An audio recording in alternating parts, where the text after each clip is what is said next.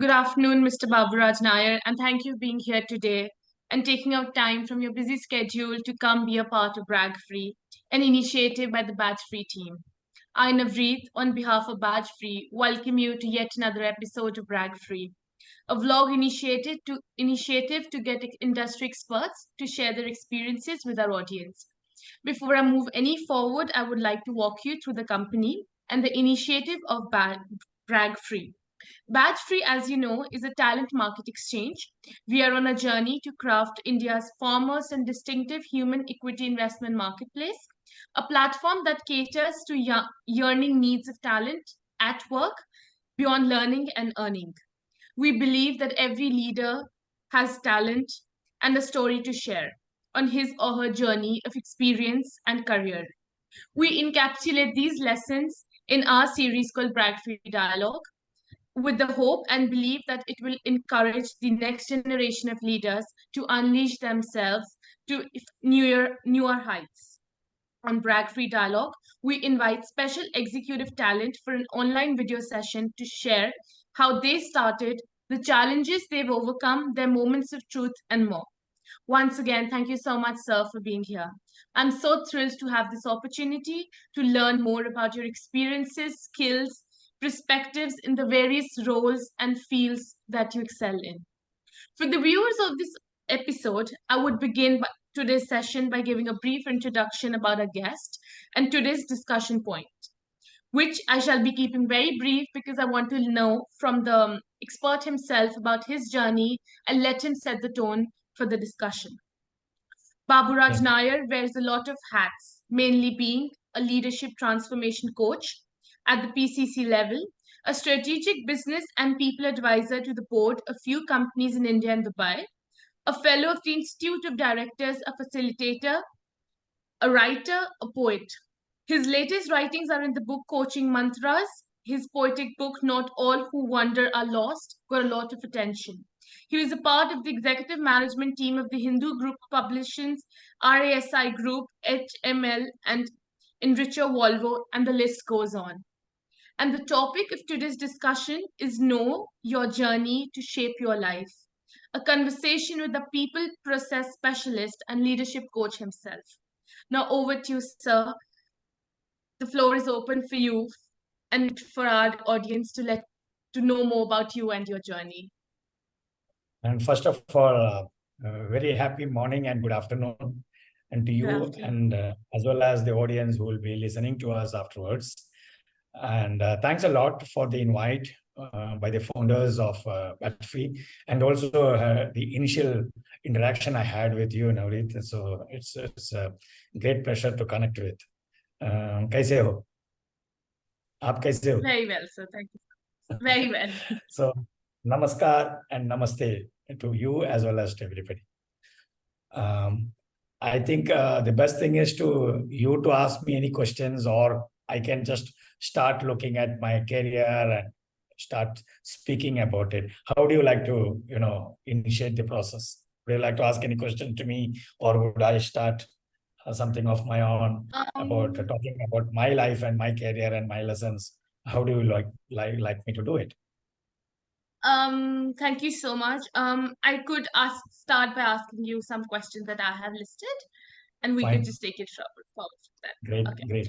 So, I would now begin by asking you, you're a poet, an accomplished writer with more than 40 plus papers in the subject of HR, a leadership transformation coach, and an accomplished corporate leader. How do you define your journey? And looking back at it today, what would you want to tell everybody how you feel? Fairly loaded question. But anyway, it's a very poignant question also. When I look at my life, I would love to, spread it across into 4 phases. One is my childhood time, and then into my teenage period, and then adulthood, which is also a parenthood. And then the last one, the current one, which I would love to call it as an informal phase, a phase where I would love to be very informal and, do what I would love to do it. So when I look at these, 4 phases, in the childhood days, if you look at it, my life was, I used it to, get involved into all types of sports. But when I get into that sports, it is not for the purpose of winning. I just wanted to get involved into everything. I just wanted to create a lot of joyful moments around me.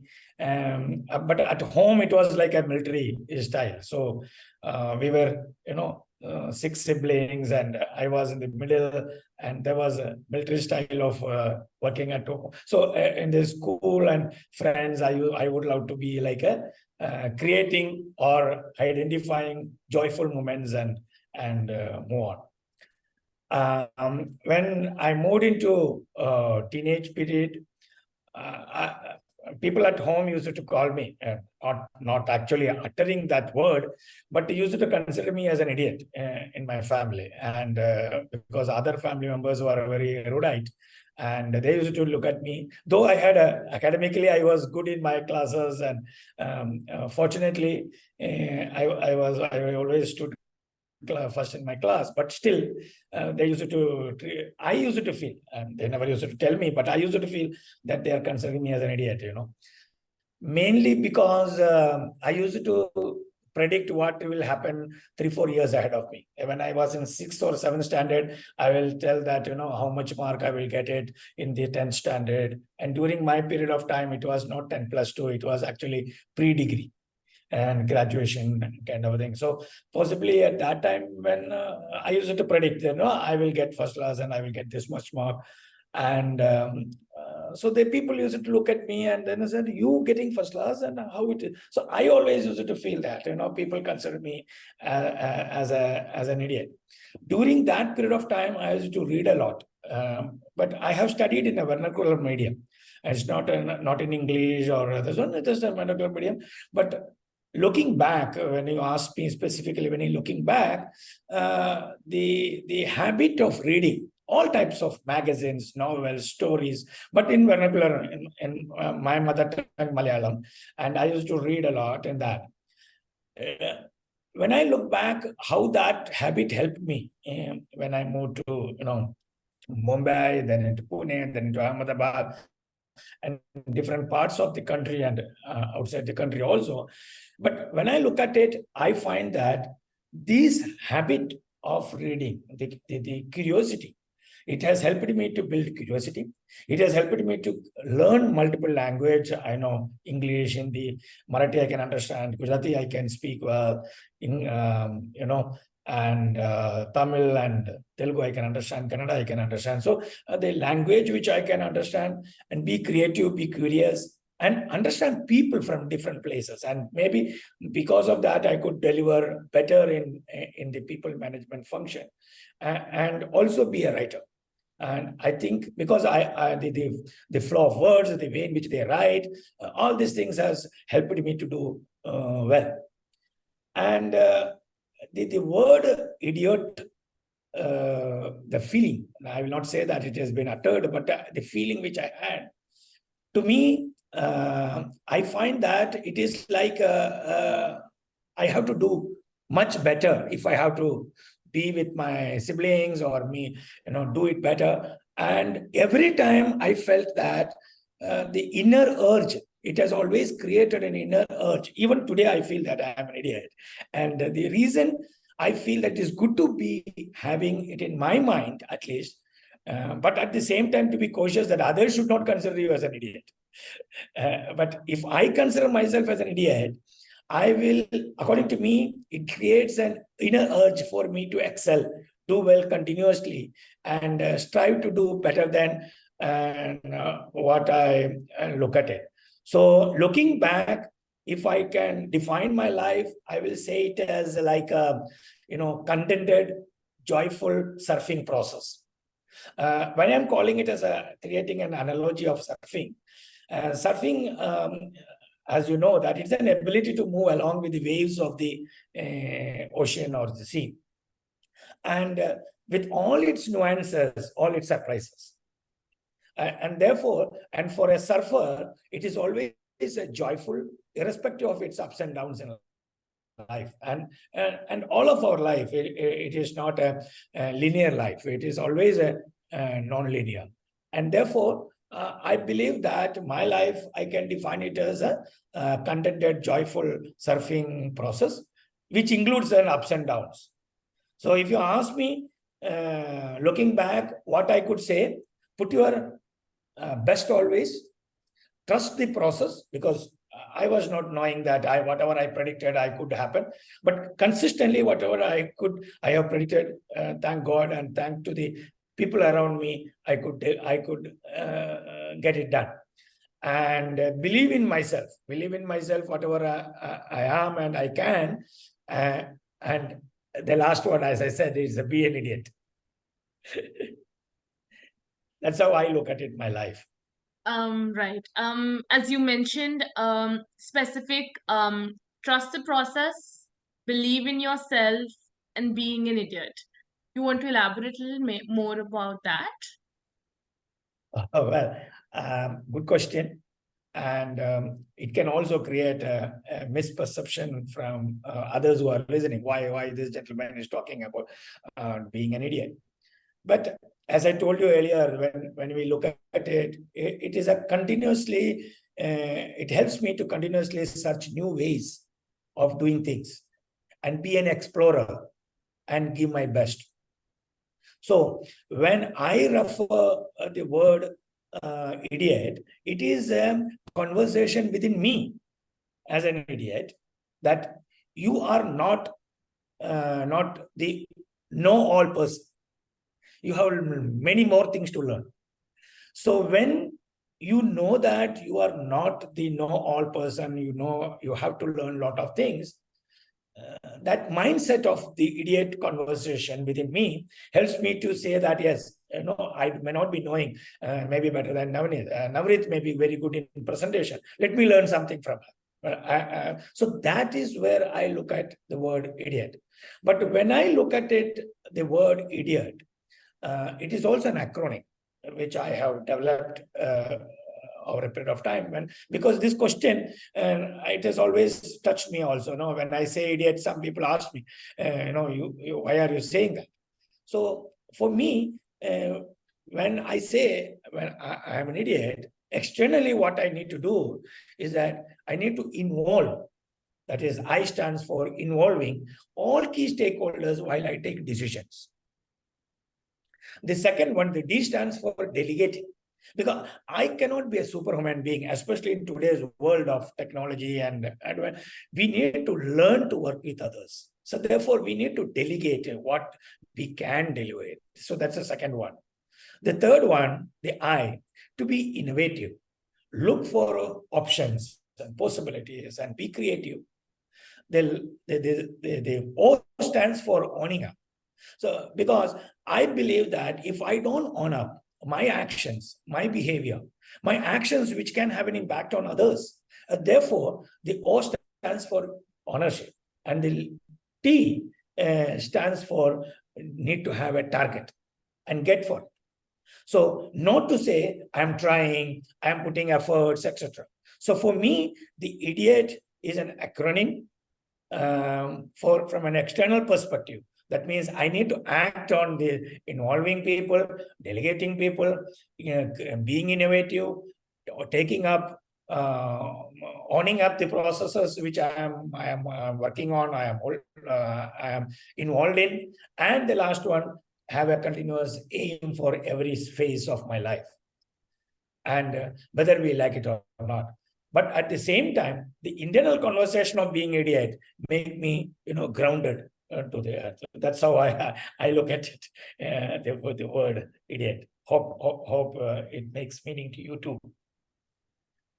Yes. How you mentioned before that people could understand the word idiot, and that was my next question. But I think you've explained it too well here. Like, my next question was if you want to elaborate more on it, but I think we've all gotten more perspective about it, and individually also.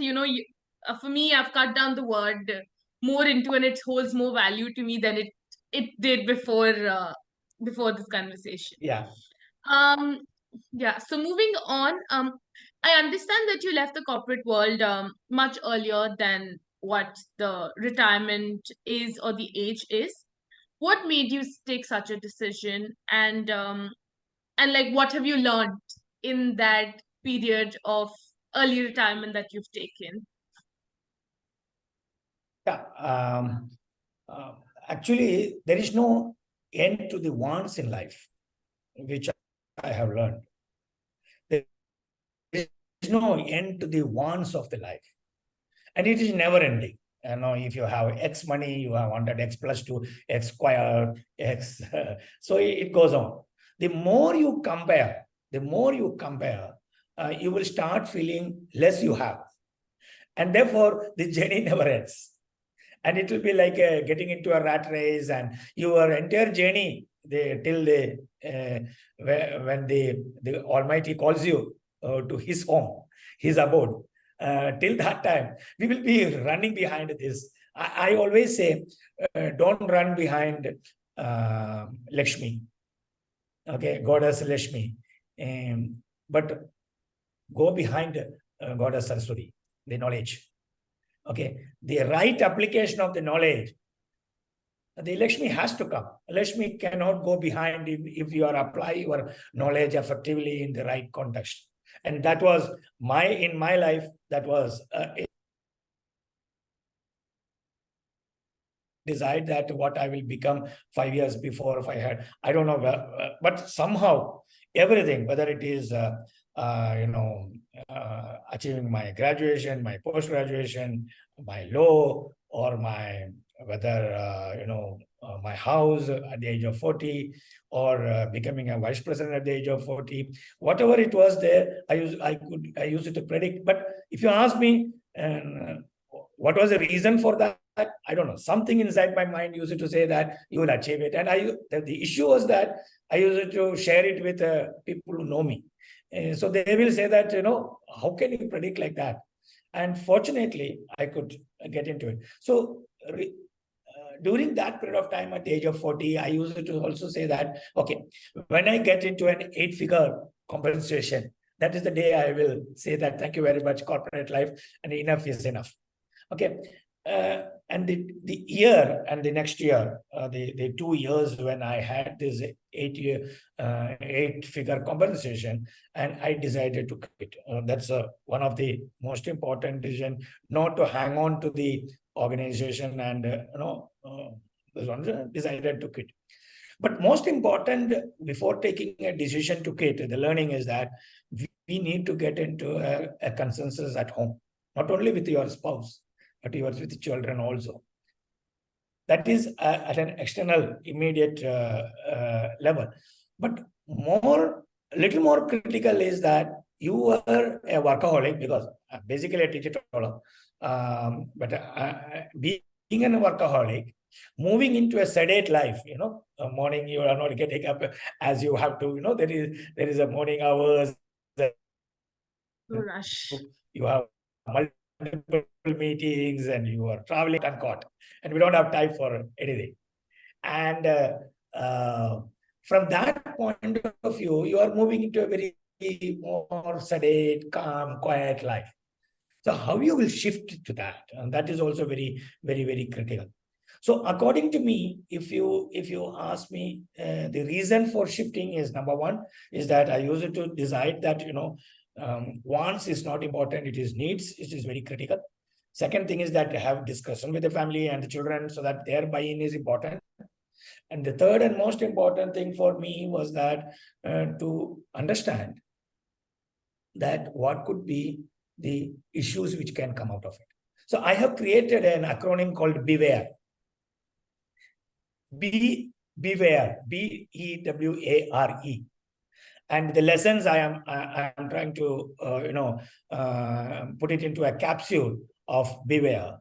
And the B stands for build options and possibilities well in advance. You cannot take a decision and say that, okay, well, that is. So if you are really wanted to have that kind of a decision well in advance, you have to be very clear. So you have to build options and possibilities, the B. You need to ensure that the decision to take such a decision. It has to be an evolved decision. It should not be an accidental decision. It should be an informative, intentional decision. Therefore, it is a planned decision. So the second E is the beware. E stands for evolved. It has to be, decision has to be evolved. The third one is we should be well aware of the uncertainties. Because the money, every month, the monthly money is not going to come. It will be a sudden stop.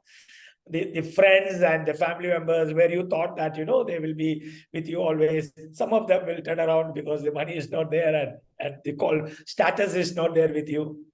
And personally, how you will cope with your own sedate life. So you need to be well aware of all these things. The fourth one, the A stands for, you need to be appreciate the reality. The reality, though we feel that we can manage, many times we feel that, ye to itna paisa hai mere paas, ho sakta hai, we can do it. But many times we also have an illusionary image of what we can deliver, what we are capable, and therefore we do not look at the reality. We believe the reality, the illusionary image what we are having is the reality. It may not be. And I have seen many people coming back during the after the COVID time, last almost 5 years of me taking a decision to move out. I have seen many people coming back to the corporate world due to many reasons. Some people are regretful of decisions, and that is why they have to be beware. And the R stands for repositioning your image. I have seen sometimes what happens is that people look at you as what you were yesterday. What you were knowing that about that person 5 years back or 10 years back, the interactions. But it need not be. So when that happens, it is important for you to reposition. New skills has to be built up. New communication has to be done. Your image in whatever social media technology you have to reposition. So you need to reposition your image so that people realize that he is not this guy, he is now grown up and moved into a new position. So what he is today has to be felt by people around. Assuming that people know, it could get into a problem. And the last one is you need to entrust yourself to your inner soul or inner voice. Because you need to believe in yourself that you will be able to manage. But you cannot entrust yourself unless you take care of BEWAR. So, frankly speaking, to take such a very, very bold decision, and a very, very important decision when your life is actually moving into a uphill actually, moving into an uphill and everything is doing well. At that time you wanted to take a decision. So you have to be very clear why you are taking decision, beware of all these things, and then move on and just trust and move on. That's how I look at my life so far. I'm sure it wasn't an easy decision, but I think everything just happens. You need to relearn and refigure things out as you get into that phase. It's a new phase. Right. If you ask me, at that time you had beware mind. I don't know, but looking back, I could create from my learnings. I could create the beware as an acronym so that it is easy for people to connect and relate and use it as a framework for them to take a decision. That's how I look at it. Right. Also, what could you share the fundamental guidelines which have helped you be successful in your corporate life, or with everything that you've achieved in that sphere? My father used to always say that sincerity and commitment and honesty, sincerity, commitment and honesty will never go unrewarded. Whatever is the environment, it may take some time here and there. It may not be happening. You may get a promotion and ahead of me. It's fine. But ultimately in your life, if you are sincere, if you are committed to the work which you are delivering, you have a belief in yourself, and you are honest, you will be able to achieve. So from that learning in my all corporate life, whether I was in a senior level, at a board, executive management time, even now when I'm advising, I am absolutely firm in my decisions. I'm absolutely transparent, whether it is a union, whether it is absolutely transparent and truthful, and fair with all, whether it is a lowest level of an employee to the highest level, absolutely fair.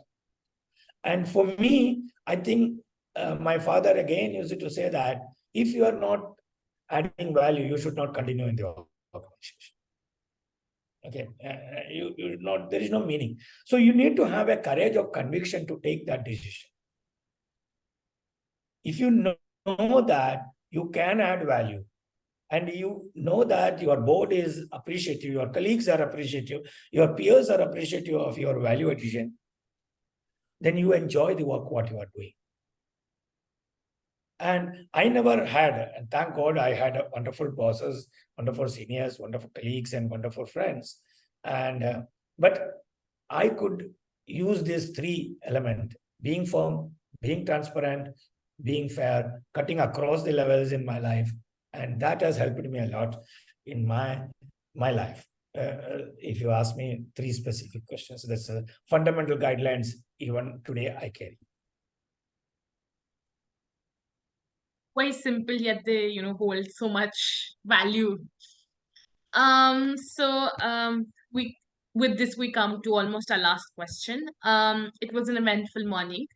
As a parting gift, would you like to share a few advices for our viewers? I would like to make it more specific. Maybe somebody who's just starting off with a career, or somebody who's just gotten. What would be your key advice to somebody who's excelled so well in his corporate career? Well, besides the summing up of the 6 points which I already shared, but one is being idiot, one is beware, and being truthful to yourself, have the courage to take conviction, and be proud of yourself, because none of us are perfect. So can I be an imperfect, perfect human being? I'm reiterating again, imperfect, perfect human being, because none of us are perfect. Therefore, considering that I have to be perfect is not correct. But within the imperfectness, can I be perfect? Can I do my best? Can I learn from every moment of my life?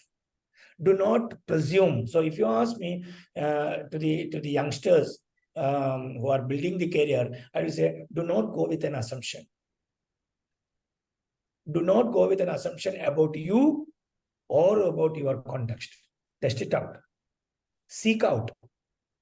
Build better relationship and friendship around. And continuously learn. Learn, understand that none of us are perfect. So we are imperfect. That's a fact. That's a reality. None of us can say we are perfect. But within that imperfectness, can I be the best? Continuously, consistently, irrespective of our achievements, irrespective of our learning, so that we can reach out to people in the time of crisis, and definitely they will help you. And the second point which I wanted to say is that try to help as many people around you. Somewhere the offering, the gift of giving comes back to you in different forms. Life is nothing but a collaborative moment of joyfulness. And it is a choice for us to decide whether we wanted to make a sad phase or sad life, or would you like to live your life, irrespective of the ups and downs of surfing, wanted to make it a joyful life to you, within you, as well as around you. So that's how I look at it. I hope the day's interaction with you, specifically Navrit, and to the bat-free audience would be meaningful and enriching. So thank you so much, sir, for taking out time and sharing your valuable experiences and expertise with us today. Your insights have truly been enlightening. Before closing, any 3 points, simple, quick points that you would want to summarize or take away message or a special message for the viewers and you want to share? Well, as I told earlier, but reiterating some of these things, believe in yourself. All of us have potential, irrespective of everything, we have potential. But I will say that potential is something which is inside you. Others will not be able to see that. And if you are waiting for others to open up that potential, it may not happen. So you need to identify the potential within you. You know, unleash your kinetic energy.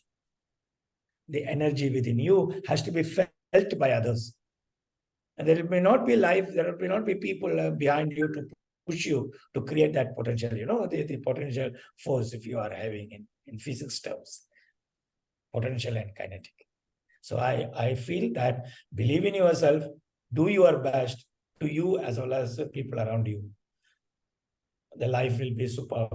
That's how I would love to keep it. Thank you so much once again for your valuable input. And we wish you best of luck for your career, the books that you write, and we hope to connect with you soon again. Thank you so much. Have a great Thank day. you very much. And regards to your parents at home, and all the very best to you and the founders of the George Free and the people around you. Thank you very much. All the very best. Thank you. Thank you. Thank you. Thank you. Yeah.